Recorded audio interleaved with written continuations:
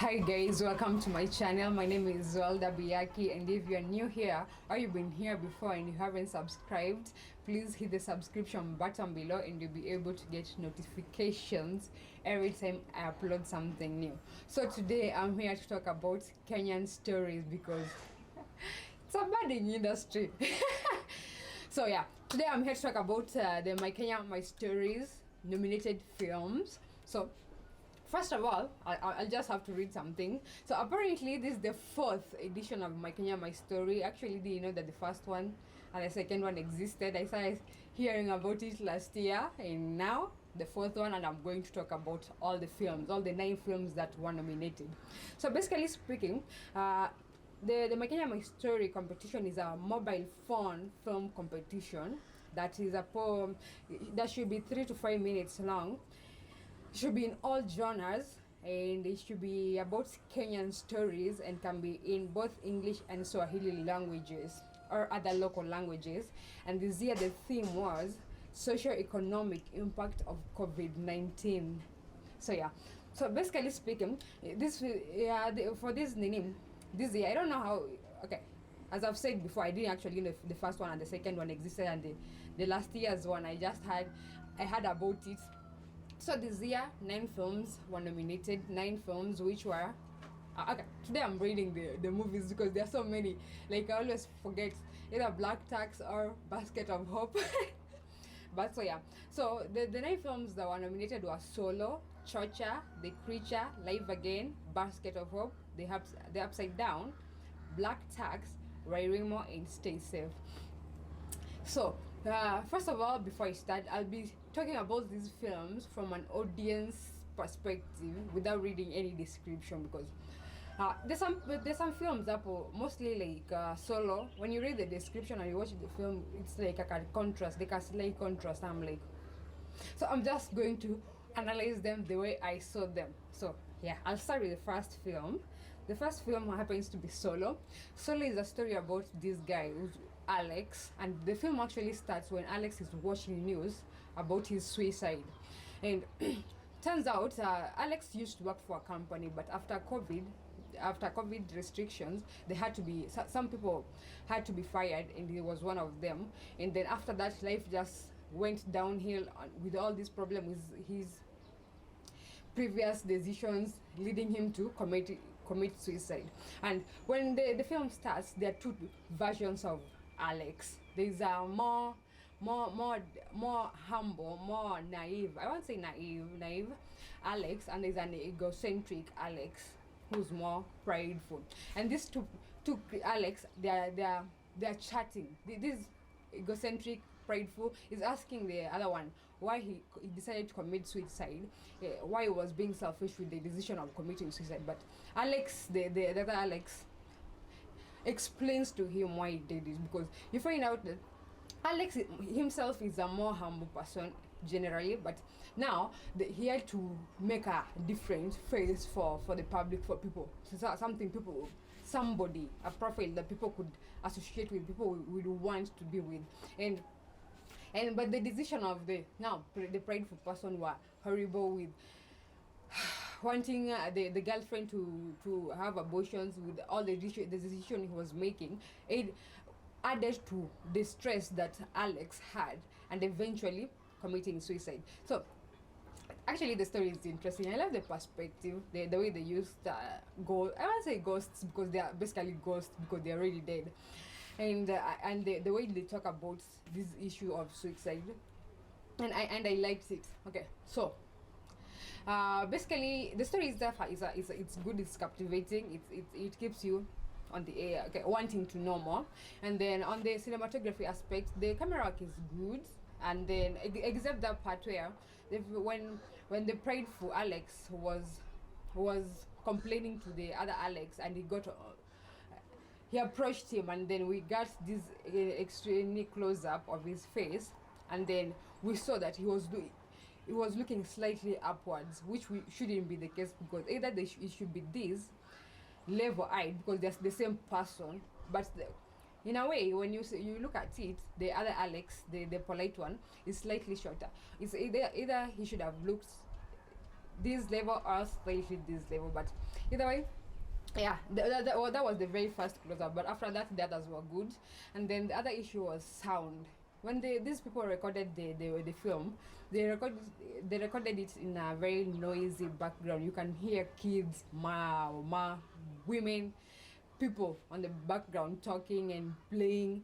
And then when they use the soundtrack, despite the fact that Aoktumia the whole soundtrack they extracted and just used the dialogue, at some point the background noise is way much and it's competing with the dialogue, which is, you'd be like, what is he saying? And you're like, let me just rewind. Then you're like, but apart from that, the film was amazing. I liked it.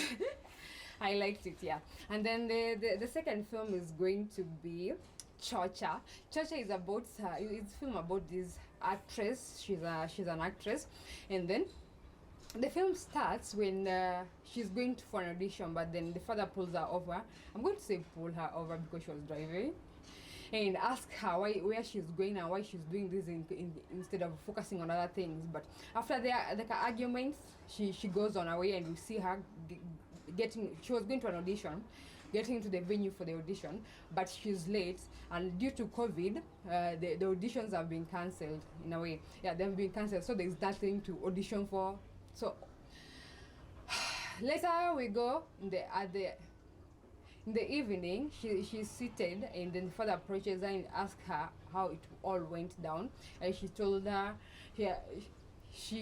him that it didn't work out because she got late there, and the audition, because of COVID, the auditions were just called off. But then the father told her that she landed a role, and apparently after the backfired auditions, she went through a show before coming home, and then that show got like 4,000 views, and now all these brands want her to work for them, and that's how she landed.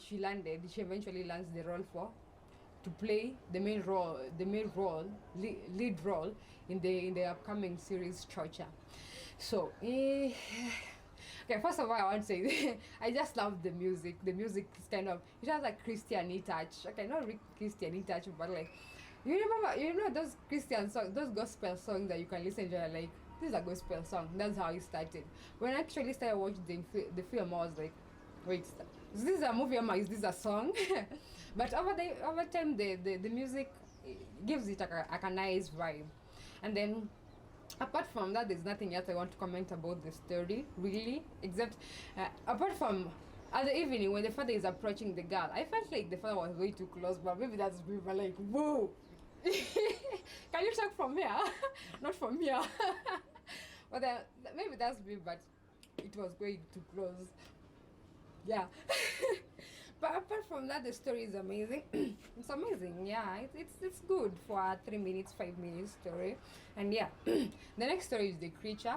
The Creature is about this lady who's, in a way, she's being interrogated or giving a testimony of why she killed the husband.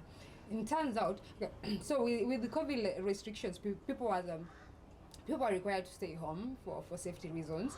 And it turns out with the staying at home, the father is a pedophile and he was preying on their daughter, which is like disgusting.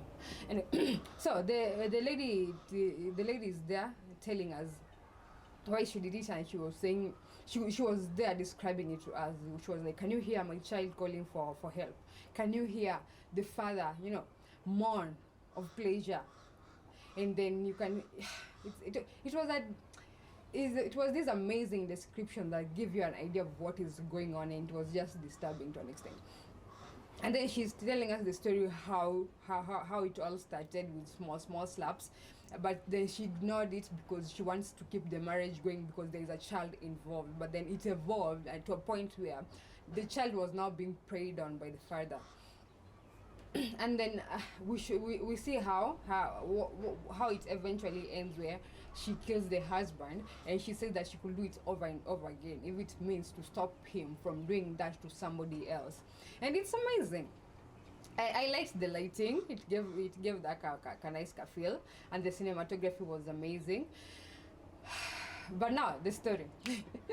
Okay, where was she? Because the way she's describing is like she was herself was near and she could hear what was going on. And I'm like, why didn't you do anything? Why didn't you just march in there and just slit the man's throat instead of waiting for later?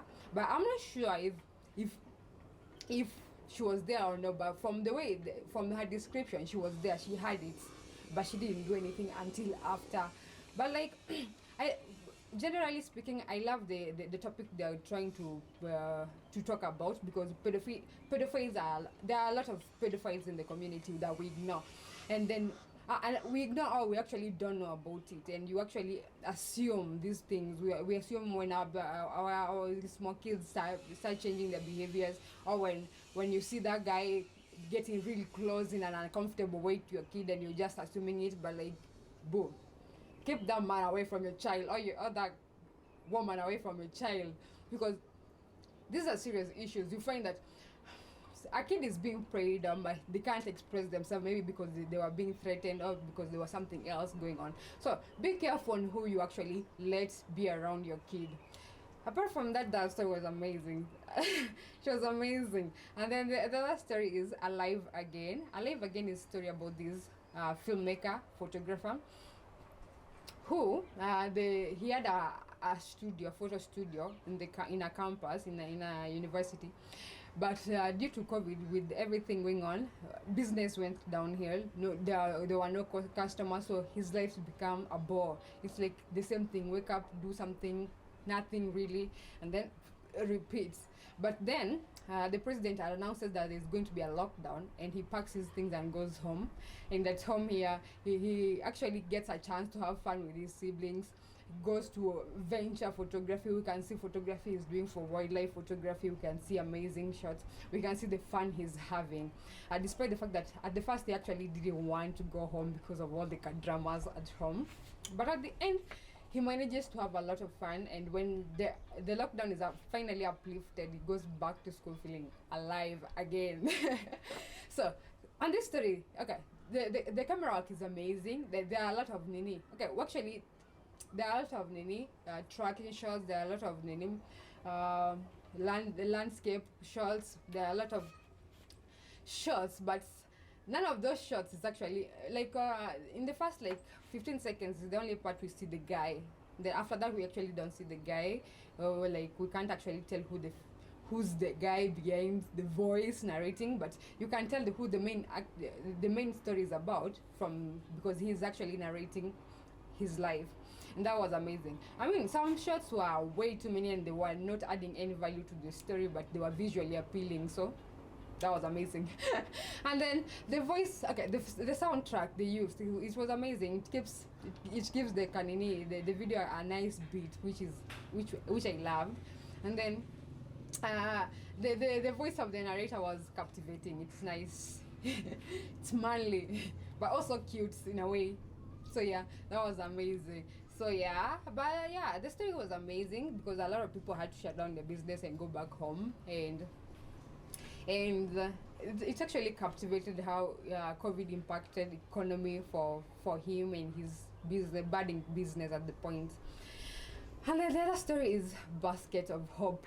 Okay, Basket of Hope is a story that tells us about this family where the husband is a violent man, and it's sad when this girl calls an emergency number because their husband wants to kill the child, and we see her getting out and going to hide the child, and she hides the child in a I won't say those nini, those clean, those wells with the entire thing. It's like a latrine, but not latrine. It's a well in there.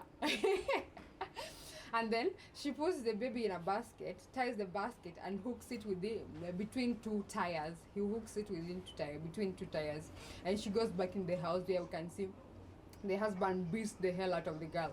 He beats the girl, and at some point the guy actually literally hooks the iron box to a socket and just places on the girl's shoulder. I say shoulder, yeah. And it's just, at some point I was like, yeah, Susie Mame, why can't you just stand up and just beat the shit out of this man? But then I don't know. she tries, and eventually the man actually manages to put the girl down and goes out and look for the child, and we see him. Okay, while they were fighting, there's this section where you put your nini. When if you draw water from a well, you know that hole, and then the child was besides it, and at some point he was crying. He or the baby was crying, and he fell into the well. But the only thing that's keeping him is the hook that is between the tires. And then when the husband comes out, the guy comes out, he sees that the child is actually in the well, and he goes and unhooks the hook that is holding the baby up. And after that, her wife comes out. We can take a struggle there, and she finally manages to put the guy down and rushes to the child. And it's amazing, it's intriguing, it's captivating to a way. You want to see how it unfolds. But then my issue was physics. The child the baby itself, it's heavy, and it's in a well inside the hole. And then the moment he actually unhooks the hook, the baby should have fallen immediately. But then we see the way this thing is just moving slow, and then they fight, and then he actually goes and still pulls the baby out, which is physically impossible. Unless she actually did all those in like a millisecond. It's physically impossible. But apart from that, I love the topic they were trying to portray.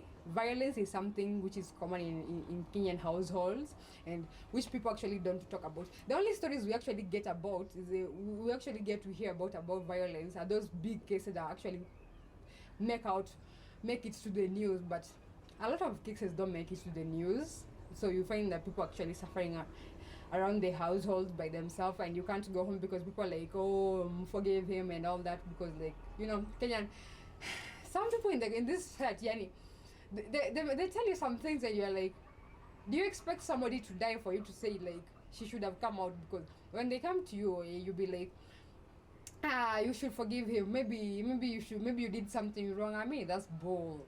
Anyway, it's a nice story. I loved it. I loved it. The other story is about the upside down. The upside down is the story about this. It's about basically it's an accident happening, and then with the film starts, we see there's an accident in an interjection, and then we come closer, we find there's this mama.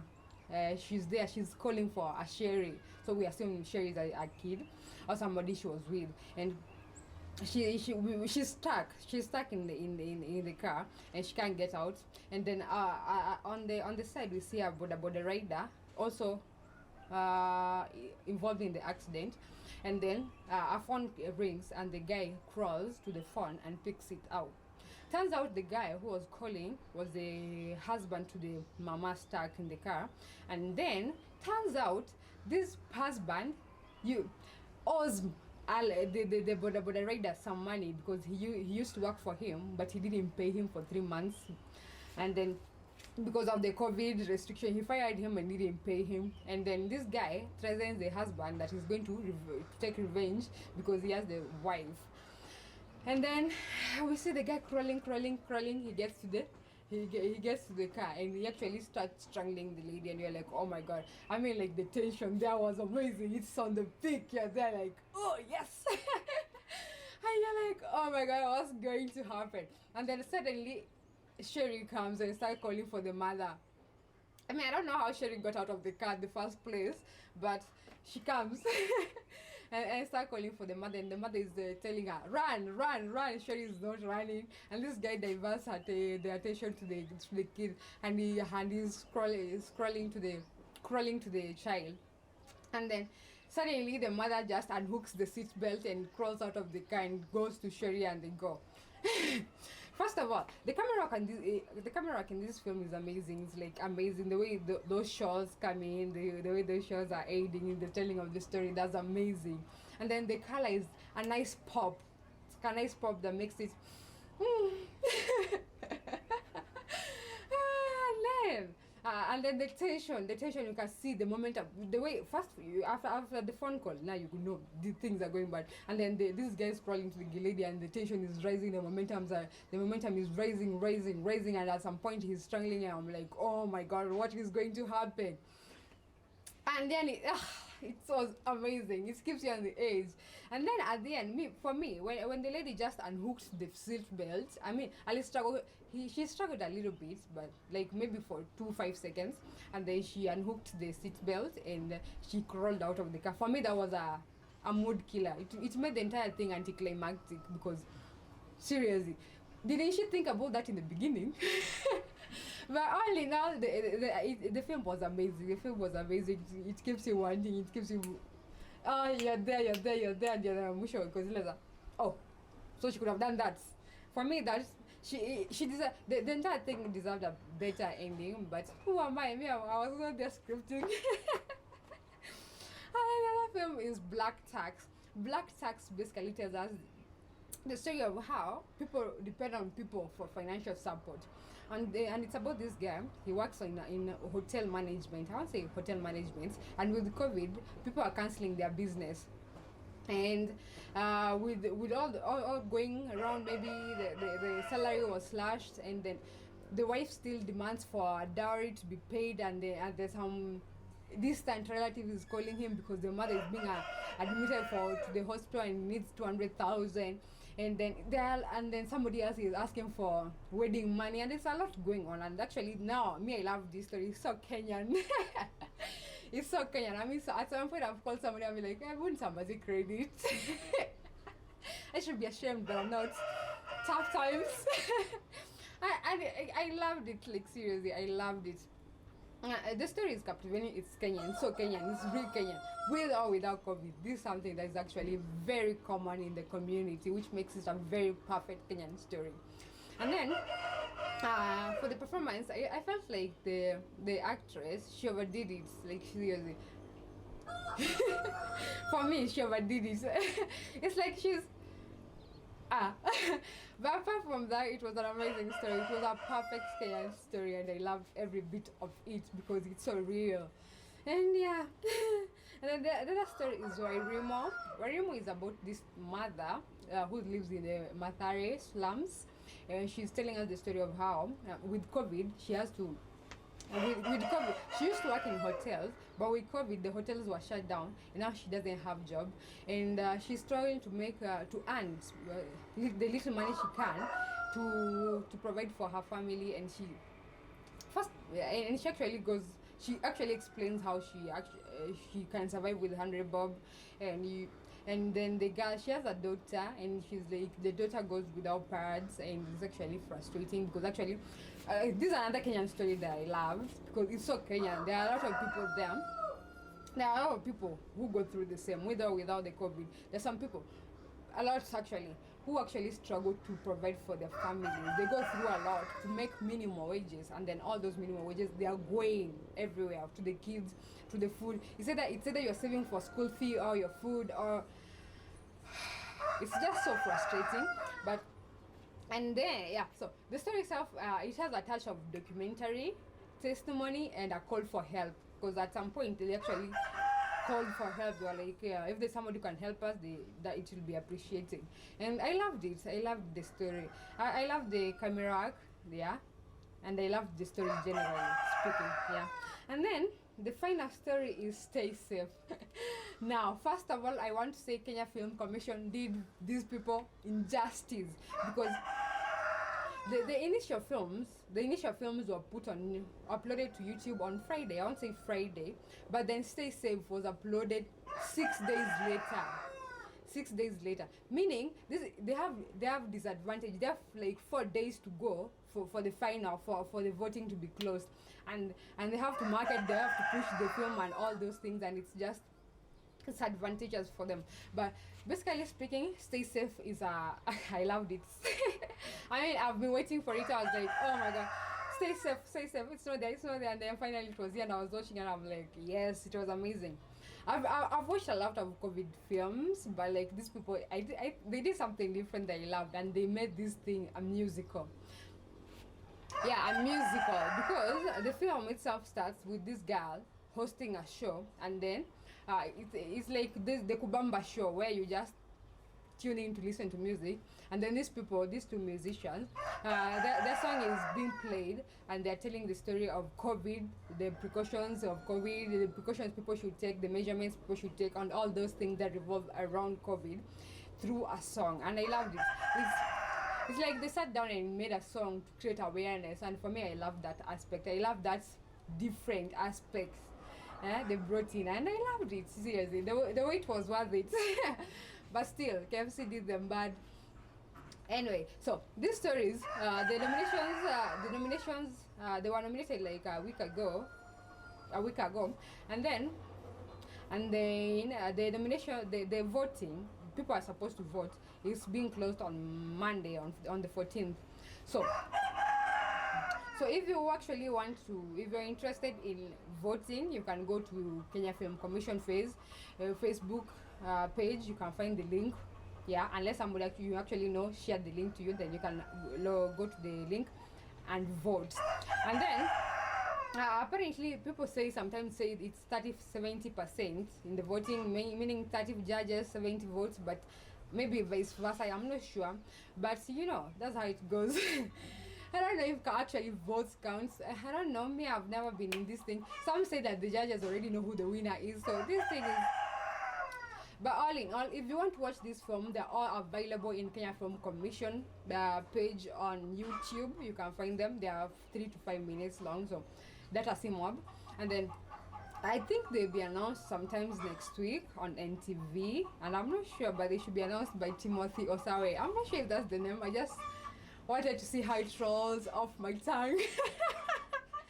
What? Anyway, basically, yeah, they should be announced next week, and there should be 3 winners: the first, the second, and the winner, the first runner, the second runners up. For me, personally speaking, I think for me, I'd go the very first film. I think should go to Black Tax, because it's such a Kenyan story. It's so real. And then my second one should go to Stay Safe. And the third one should either go to Basket of Hope or Basket of Hope, Ama Wairimo. For me, I think those will do it. But again, the Upside Down was also nice. Basically speaking, all the films are amazing. But for me, Black Tax takes the horn. Seriously, it does. Apart from that, yeah, I think that's all I have to say. Anyway, thank you for watching. That is if you actually I'm not sure anybody will reach to this far, but thank you for watching. Please remember to like, subscribe, comment, and share. Anyway, thank you.